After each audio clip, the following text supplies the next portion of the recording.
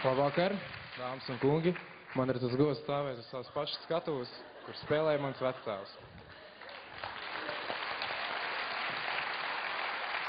Labvakar! Mums ir tas gods pasniegt šovakar balvu labākajam kustību māksliniekam.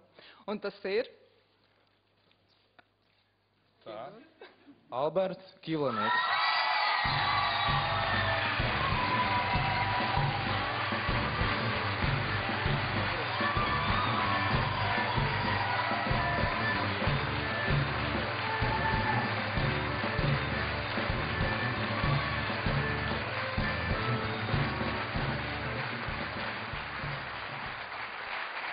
Ak, Dievs, rīt viss būs savādāks. Spīdēs saule, cilvēki uz ielām smaidīs, bomži ēdīs no servētām paplātēm, teātrī būs harmonija.